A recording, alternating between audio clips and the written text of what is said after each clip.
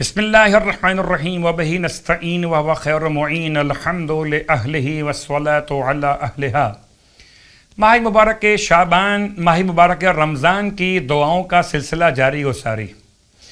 ماہ مبارک رمضان کی 7ویں شب کی دعا تلاوت کی جا رہی ہے۔ بسم اللہ الرحمن الرحیم یا صریخ المستصرخین وَيَا مُفَرِّجَا كَرْبِ الْمَكْرُوبِينَ وَيَا مُجِيبَ دَعْوَةِ الْمُضْطَرِّينَ وَيَا كَاشِفَ الْكَرْبِ الْعَظِيمِ وَيَا أَرْحَمَ الرَّاحِمِينَ وَيَا أَرْحَمَ الرَّاحِمِينَ صَلِّ عَلَى مُحَمَّدٍ وَآلِ مُحَمَّدٍ وَاكْشِفْ كَرْبِي وَهَمِّي وَغَمِّي فَإِنَّهُ لَا يَكْشِفُ ذَلِكَ غیرک وتقبل صومی وقضی لی حوائجی وابعثنی علی الایمان بک والتصدیق بکتابک ورسولک وحب الائمة المہدیین اولی الامر الذین امرت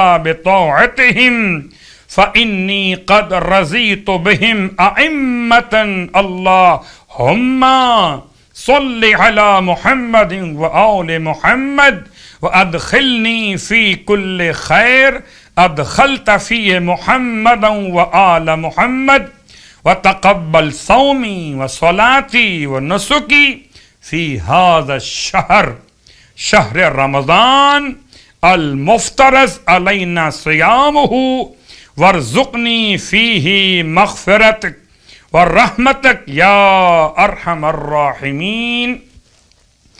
اس دعا کے بعد اس شب کی نماز مولا کائنات علی ابن ابی طالب علیہ السلام 7ویں شب کے لیے نماز عنایت فرماتے کہ 4 رکعت نماز ہے جس کی ہر رکعت میں الحمد کے بعد 13 مرتبہ سورہ انا انزلنا کی تلاوت۔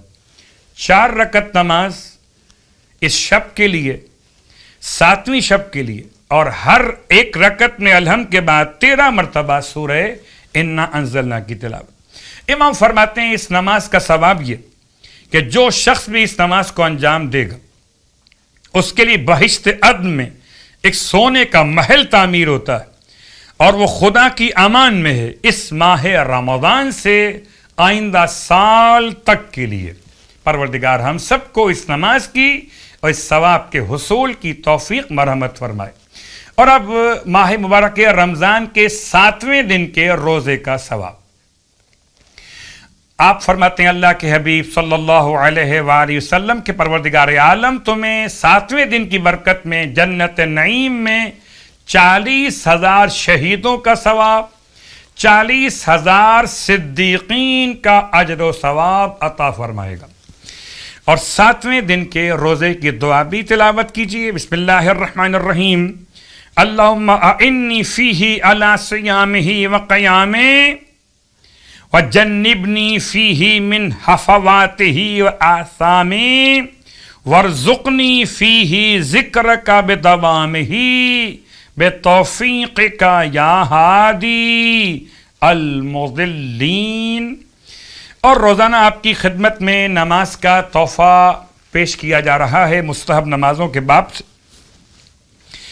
اور آج جو نماز آپ کی خدمت میں پیش کی جا رہی یہ نماز آثار شیخ عباس قمی مجموعہ آثار سے تلاوت کی جا رہی ہے۔ حوالہ آپ کی خدمت میں شیخ عباس قمی نے اس نماز کو اپنے آثار میں بیان کیا ہے، اور یہ نماز کا نام ہے نماز استغفار۔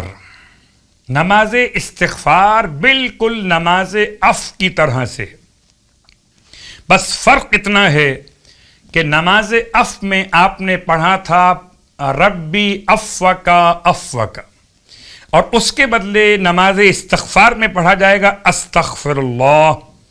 یعنی اب ہم اس کو آسان کر لیتے ہیں، 2 رکعت نماز کی نیت کیجئے، نماز استغفار بجالاتا یا بجالاتی ہوں قربتاً اللہ۔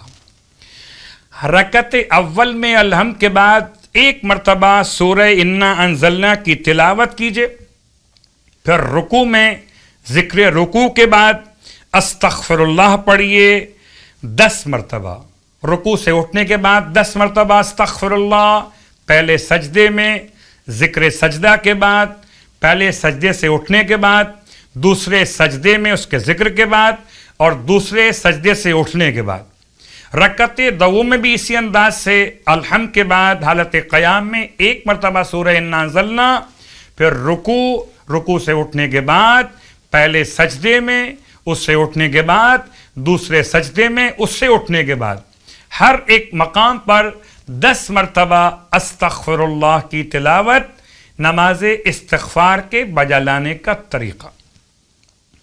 اور جب نماز مکمل کر لیں تو پھر آپ 15 مرتبہ پڑھیں گے استغفر اللہ استغفر اللہ استغفر اللہ۔